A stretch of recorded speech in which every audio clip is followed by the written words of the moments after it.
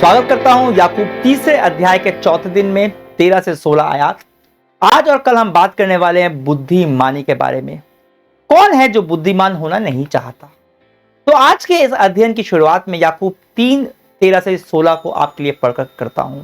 तो सुनिए, आप लोगों में जो ज्ञानी और समझदार होने का दावा करते हैं वे अपने सदाचारण द्वारा, अपने नम्र तथा बुद्धिमान व्यवहार द्वारा इस बात का प्रमाण दे। यदि आपका हृदय कटु, ईर्ष्या और स्वार्थ से भरा हुआ है तो डींग मारकर सत्य के विपरीत झूठा दावा मत करें। इस प्रकार की बुद्धि ऊपर से नहीं आती, बल्कि वह पार्थिव, पाश्विक और शैतानी है। जहां ईर्ष्या और स्वार्थ है वह अशांति और हर तरह की बुराई पाई जाती है। आपको याद है, पहले अध्याय में याकूब ने कहा था कि अगर किसी के पास बुद्धि की कमी है तो परमेश्वर से मांगे। पर यहां याकूब बात कर रहा है उन लोगों की जिन्हें शायद से लगता है कि वे ज्ञानी हैं, समझदार हैं, बुद्धिमान हैं। सच बताऊं तो वह बात कर रहा है मेरे जैसे लोगों से, जो कुछ समय से विश्वासी हैं, जो लोग कुछ समय से परमेश्वर के वचन का अध्ययन कर रहे हैं। याकूब उसे पूरे पत्र में विश्वासियों से ही तो बात कर रहा है, उन विश्वासियों से जो कुछ समय से कलीसिया में आ रहे हैं, जिनके पास वचन की समझ है। यह आपके लिए है अगर आप खुद को नया विश्वासी नहीं समझते, पुराना विश्वासी समझते हैं। अगर ऐसा है तो याकूब आपको यह लिख रहा है ताकि आप अपने जीवन में 3 प्रमुख खतरों से सावधान रहें। एक, मसीह के रूप में आप कभी भी उस स्थान पर नहीं पहुंच सकते जहां आपको यह लगे कि अब मैं पूरी तरह से परिपक्व हो गया हूं और अब मुझे सब कुछ सही, खुद ब खुद सही हो जाएगा। नहीं, कुछ खतरे हैं, कुछ फंदे हैं, कुछ जाल हैं जिसमें आप फंस सकते हैं, खास तौर से अगर आप एक पुराने विश्वासी हो तो। और इनसे आपको सावधान रहना है। कहते हैं ना, सावधानी हटी दुर्घटना घटी। समझदार और ज्ञानी लोगों के फंदे हैं 3। एक है खुद किए बिना दूसरों को करने की सलाह देना, दूसरों को करने के लिए बोलना। दूसरा है ईर्ष्या और तीसरा है स्वार्थी महत्वाकांक्षा। सबसे पहले बात करते हैं खुद ना करना पर दूसरों को करने को कहना। उन 3 फंदों में से एक है ये। याकूब कहता है जो ज्ञानी है, जो समझदार होने का दावा करते हैं, वे अपने सदाचारण द्वारा, अपने नम्रता बुद्धिमान व्यवहार द्वारा इस बात का प्रमाण दे। जब कोई कुछ समय के लिए विश्वास में होते हैं, विश्वास में चलते हैं, अच्छा काम करते हैं, सदाचारण करते हैं, लोक सेवा करते हैं, तो एक समय ऐसा आता है जब लगने लगता है कि अब मैंने बहुत कर लिया, अब मुझे और करने की जरूरत नहीं है, अब मैं आराम फरमाऊंगा, मैं कहूंगा और दूसरे करेंगे। और आप अच्छी बात करते हैं, वचन से बोलते हैं, सेवा के बारे में बोलते हैं, परंतु खुद नहीं करते। मैं समझता हूं कि जैसे जैसे आप विश्वास में आगे बढ़ते हैं तो आपका सेवा का स्वरूप वो बदलता है। आप नए और अलग तरह से सेविकाई करनी आपको पड़ती है। आपकी सेवा शुरू में होती है खेत में मजदूरी करने वाली होती है, वहां से निकलकर आप अगुवे बन जाते हैं। या फिर एक फैक्ट्री की बात करें तो आप शुरू में जब होते हैं तो आपकी सेवा होती है एक श्रमिक के जैसी, एक मजदूर के जैसी, पर उसके बाद आप मैनेजर बन जाते हैं। पर सेवा कभी खत्म नहीं होती। मेरा आचरण फिर से जगत के लोगों जैसा ना हो जाए। हो सकता है कि जब मैं जो करना चाहिए मैं करना छोड़ दूं, मेरा आचरण वापस से वैसा हो गया जैसे कि जगत के लोग होते हैं। मैं कभी भी सेवा करना बंद नहीं कर सकता। सेवा का स्वरूप बदल सकता है पर सेवा नहीं। यीशु ने भी इस धरती पर अपने जीवन के हर क्षण सेवा की और मुझे उनके उद्धार का अनुसरण करते हुए अन्य लोगों की सेवा करते रहना है आखिरी दम तक। याकूब कहता है इस फंदे से सावधान रहो, इस खतरे से बचो जब आप खुद करना छोड़ देते हो और दूसरों को बस करते हुए देखते हो, उनको करने के लिए बोलते हो। यह दिखता है बुद्धिमानी जैसा, पर है एक फंदा। जब आप केवल एक सलाहकार बन जाते हो, खुद नहीं करते। परमेश्वर के राज्य में सब श्रमिक है, कोई केवल देखने वाला नहीं है, कोई बॉस नहीं है। और यदि आप इस राह पर जा रहे हैं जहां आप अपने आप को इतना बुद्धिमान समझने लगे हैं कि आपको लगता है कि आप केवल दूसरों को बता सकते हैं, खुद करने की आपको जरूरत नहीं है, तो याकूब की चेतावनी है कि आपको परमेश्वर के ज्ञान और उसकी बुद्धि को प्राप्त करने की जरूरत है। क्या होती है ईश्वरीय बुद्धि, इसके बारे में हम कल बात करेंगे विस्तार में। पर वास्तविक बुद्धिमानी का परिचय है विनम्रता और सदाचार। हम कभी नहीं कह सकते कि हम एक मसीह के रूप में इतने विकसित हो चुके हैं कि हमें अब कुछ करने की जरूरत नहीं है। हमें विनम्रता के साथ यह स्वीकारने की जरूरत है कि मेरा जीवन सेवा के लिए है और यह मुझे सारे जीवन करना है। मेरा जीवन सदाचार के लिए है और यह मुझे हमेशा करना है। मेरा जीवन दूसरों को प्रोत्साहन देने के लिए है और यह मुझे हमेशा करना है। दूसरा फंदा जिसके बारे में याकूब बात कर रहा है वह है कटु ईर्ष्या। ईर्ष्या, डाह, जलन। ईर्ष्या पुराने मसीही जीवन में कई बार आ जाती है, नए विश्वासियों के अपेक्षा। जो लोग विश्वास में नए होते हैं उनके लिए सब कुछ नया लगता है, सब कुछ अद्भुत लगता है।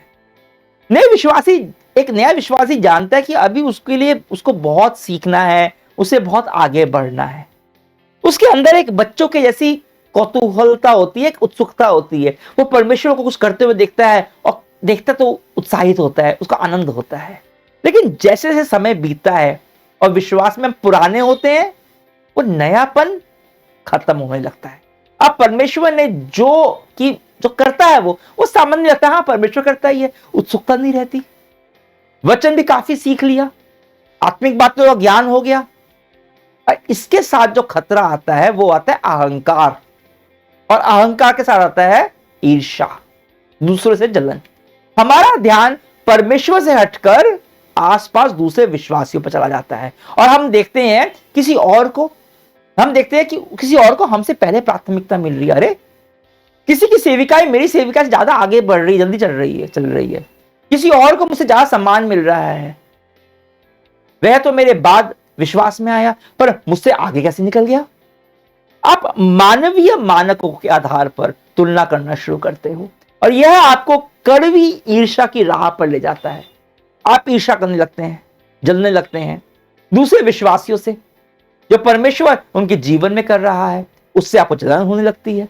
आप एक ऐसी जगह पर पहुंच जाते हो जहां जो आपको परमेश्वर ने दिया है उसके लिए आपके अंदर कृतज्ञता के बजाय, आभार के बजाय ईर्ष्या आने लगती है। तो आप ईर्ष्या के इस फंदे से कैसे बचे रहें? जब आपको लगे कि आपको दूसरों से ईर्ष्या होने लगी है तो अपनी नजर को वापस क्रूस पर लेकर जाएं, उस पर लेकर जाएं जो परमेश्वर ने आपके लिए किया है। अपने पहले उद्धार के लिए आप कृतज्ञ हो, आभारी हो। इस बात को लेकर आभारी हो कि अब आप मसीह के साथ अनंत काल तक स्वर्ग राज्य में बिताने वाले हैं। अगर यह देखकर कि धरती पर मेरे पास क्या है और क्या नहीं आपको दूसरों से जलन होती है, दूसरों के पास क्या दान है जो मेरे पास नहीं है, उससे आपको ईर्ष्या होती है, तो इसका मतलब यह है कि मेरी नजर क्रूस पर से हट गई है, अनंत काल से हट गई है। जब आप विश्वास में बड़े होते हैं, अब बड़े होने का तात्पर्य मेरा यह नहीं है कि आप कितने साल विश्वास में रहे हैं, तो विश्वास में बड़े होने से मेरा मतलब है कि आप वचन की समझ आप में कितनी बड़ी है। तो बिना खुद किए सिर्फ करने को कहना एक खतरा है। दूसरा खतरा है ईर्ष्या, 2 फंदे। और तीसरा फंदा है स्वार्थी महत्वाकांक्षा। कटु ईर्ष्या से ही इसका जन्म होता है। आपको लगता है कि मैं कलीसिया को अपने फायदे के लिए इस्तेमाल कर सकता हूं। कलीसिया में जो मेरे संबंध हैं लोगों से, मैं उसको सिर्फ अपने फायदे के लिए इस्तेमाल कर सकता हूं। और जितने मेरे संबंध गहरे होते जाते हैं, यह प्रलोभन जो है बढ़ता जाता है। मैं उन संबंधों में बढ़ने की जगह, उन संबंधों की सेवा करने की जगह, मैं उनका फायदा उठाने की सोचता हूं। और अगर आपको लगता है कि आप इसमें से बाहर आ जाएंगे जैसे जैसे आप विश्वास में बढ़ेंगे, तो ऐसा नहीं होगा, क्योंकि यह एक फंदा है जो आपको फंसाता है। तो याकूब कह रहा है कि कटु ईर्ष्या से बचो, स्वार्थी महत्वाकांक्षा से बचो। ये 3 बातें जो याकूब ने बताई, इसका स्रोत एक तरह की बुद्धिमानी है। एक तरह की बुद्धिमानी, जो बुद्धिमानी वो परमेश्वर की ओर से नहीं है। 15 आयत में याकूब कह रहा है कि इस प्रकार की बुद्धि ऊपर से नहीं आती, बल्कि पार्थिव है, पाश्विक है और शैतानी है। पार्थिव है मतलब सांसारिक, इस पृथ्वी की। यह संसार के सोचने का तरीका है। खुद ना करो और दूसरों से करवाओ तो आप स्मार्ट हो, बड़े बुद्धिमान हो। अगर आप लोगों का इस्तेमाल करते हो खुद के फायदे के लिए तो आप समझदार हो। ये संसारिक सोच है और ये पाश्विक है, पशु के जैसी। बस पशु के रूप में देखती है वो मनुष्य को, जिनके पास केवल इच्छा होती है पर आत्मा नहीं होती, समझ नहीं होती। वह केवल अपनी प्रवृत्ति और प्रतिक्रियाओं के हिसाब से वो नियंत्रित होते हैं। इसलिए आप लोगों से प्रेम करने के बजाय उनका उपयोग करना शुरू करते हो। इस तरह का ज्ञान आपको आजकल की बहुत सारी किताबों में मिल जाएगा, टीवी शो पे मिल जाएगा, टीवी पे चर्चाएं होती है उसमें मिलता है, यहां तक कि आपको ये कलीसिया में मिल जाएगा। सुनने में बहुत बुद्धिमान लगते हैं, लेकिन उनका ज्ञान मूल रूप से स्वार्थ और अहंकार पे आधारित होता है। हम इस तरह के ज्ञान कलीसिया में पाते, जैसा मैंने आपको कहा, पर जब हम दूसरों को सलाह देते हैं, ज्ञान देते हैं प्रेम के लिए, पर करते नहीं। हम दूसरों को प्रभावित करने के लिए बड़ी बुद्धिमानी की बातें बोलते हैं, अपने बुद्धिमान समझदार दिखाने के लिए, पर खुद करते नहीं, अंदर में ईर्ष्या करते हैं। याकूब कहता है कि यह बुद्धि एक प्रकार से शैतानी है। और इस तरह की बुद्धि का परिणाम देखा क्या होता है। याकूब कहता है जहां ईर्ष्या और स्वार्थ है वहां अशांति है, हर तरह की बुराई पाई जाती है। जहां आप देखेंगे ईर्ष्या है, अव्यवस्था है, हर प्रकार की बुरी प्रथाएं हैं, लोग गलत काम कर रहे हैं, भ्रम फैला हुआ है, तो आप समझ सकते हैं कि इसका स्रोत सांसारिक बुद्धि है, सांसारिक ज्ञान है। मुझे इस तरह का ज्ञान नहीं चाहिए। और याकूब मुझे चेतावनी दे रहा है कि मैं इसमें फंस सकता हूं, आप इसमें फंस सकते हैं। इसलिए मैं आज प्रार्थना करता हूं कि परमेश्वर हमें अपनी बुद्धि दे, न कि हमारी खुद की बुद्धि का ब्रांड जो वैसे भी चलने वाला नहीं है। तो मेरे साथ प्रार्थना करें, पिता परमेश्वर मेरी मदद कर मेरी, कि मैं संसारिक बुद्धि जो मेरे चारों तरफ है उससे बच पाऊं। बुद्धि जो स्वार्थ पे आधारित है, जो अहंकार पे आधारित है, जो केवल मेरा खुद का फायदा सोचती है, जो दूसरे की मेहनत को कम बोलती है और खुद आराम फरमाती है, जो दूसरों से ईर्ष्या करती है, जो मेरे रिश्ते में मेरे मेरे मेरे मेरे फायदे के लिए, स्वार्थ के लिए जो मेरे रिश्तों को इस्तेमाल करती है। पिता, मैं यह बुद्धि नहीं चाहता, मैं यह पार्थिव पार्श्विक पशुओं जैसी शैतानी बुद्धि नहीं चाहता। मैं तेरी बुद्धि चाहता हूं। क्या है तेरी बुद्धि, मुझे बता, वो बुद्धि मेरे को दे। यीशु तेरे नाम से मांगता हूं, आमीन। कल हम याकूब के तीसरे अध्याय को खत्म करेंगे और कल हम बात करने वाले हैं ईश्वरीय बुद्धि के बारे में। आपने अभी देखा सांसारिक बुद्धि क्या होती है, कल बात करेंगे ईश्वरीय बुद्धि की। अध्ययन 3 के अंतिम आयतों में याकूब वास्तविक बुद्धि की, ईश्वरीय बुद्धि की एक जबरदस्त तस्वीर पेश करता है, जो हम कल देखने वाले हैं। तो कल फिर से जुड़िएगा। परमेश्वर की महिमा हो।